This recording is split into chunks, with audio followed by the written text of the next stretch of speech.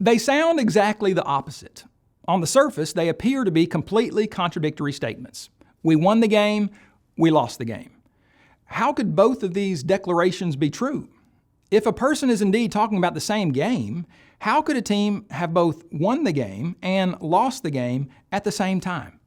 Admittedly, there are times when such statements are uttered by someone who is completely, just simply lying. However, there are occasions when two contrasting statements may both genuinely be true, such as when the claims are made in different senses. Consider, for example, hearing someone talk about the 1990 Missouri-Colorado college football game. With only about 30 seconds left to go in the game and Missouri winning 31-27, Colorado had the ball first and goal at the Missouri 3-yard line. Colorado elected to spike the ball on first down in order to stop the clock. On second down, they ran the ball but failed to score. They ran the ball again on third down. And to stop the clock, they spiked the ball on fourth down with only 2 seconds left. They then ran the ball on fifth down and scored. The game was over at that point. According to the referees, Colorado had won the game 33-31. But did they really win? As any football fan knows, a team only gets 4 downs to make a first down or to score a touchdown if they are inside the 10-yard line. Fifth down does not exist in football. The referees had forgotten to count one of the downs. The only reason Colorado won the game was because they were given an extra down in the final 3 seconds.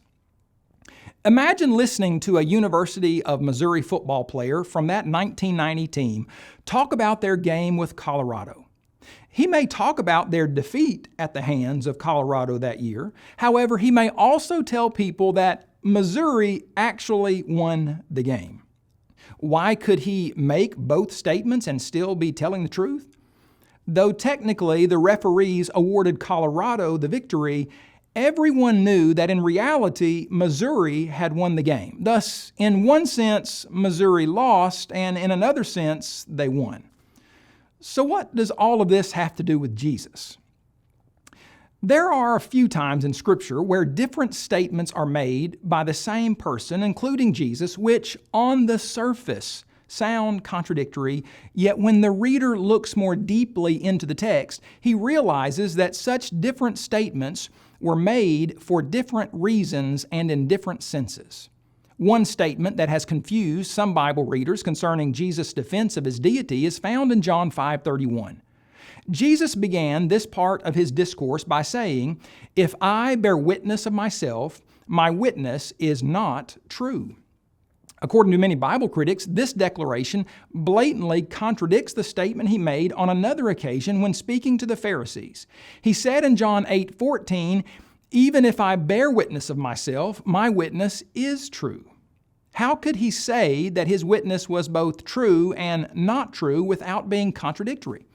Was he a liar, as some skeptics insist, or could it be that he was using these words in different senses? The fact is, Jesus had different purposes for why he said what he did. In John 5, Jesus was speaking to a group of hostile Jews regarding God the Father and his own equality with him. In this setting, he defended his deity by pointing to several witnesses, including John the Baptizer, the Father in heaven, the Scriptures, as well as Jesus' miraculous works. When Jesus conceded to the Jews the fact that his witness was not true, he was not confessing to being a liar. Rather, Jesus was reacting to a well-known law of his day. In Greek, Roman, and Jewish law, the testimony of a witness could not be received in his own case. As commentator Leon Morris noted, witness to anyone must always be borne by someone else. The law of Moses stated, "One witness shall not rise against a man concerning any iniquity or any sin that he commits. By the mouth of 2 or 3 witnesses, the matter shall be established." The Pharisees understood this law well, as is evident by their statement to Jesus in John 8:13. "You bear witness of yourself, your witness is not true." In John 5:31, Jesus points to the impossibility of anyone's being accepted on the basis of his own word. He is asserting that if of himself he were to bear witness to himself, that would make it untrue in a court of law. If Jesus had no evidence in a trial regarding his deity other than his own testimony about himself, his testimony would be inconclusive. Jesus understood that his audience had a legal right to expect more evidence than just his word. In accordance with the law, his own testimony, apart from other witnesses, would be considered invalid or insufficient to establish truth. But why is it then that Jesus said to the Pharisees in John 8:14 that his witness is true? The difference is that in John 8, Jesus was stressing the fact that his words were true. Even if in a court of law 2 witnesses are required for a fact to be established, a law Jesus enunciated a few verses later in John 8, that law does not take away from the fact that Jesus was telling the truth. Jesus declared his testimony to be true for the simple reason that his testimony revealed the true facts regarding himself. He then followed this pronouncement of truth with the fact that there was another witness, the Father in heaven who sent him to earth. Thus, in actuality, his testimony was true in 2 senses.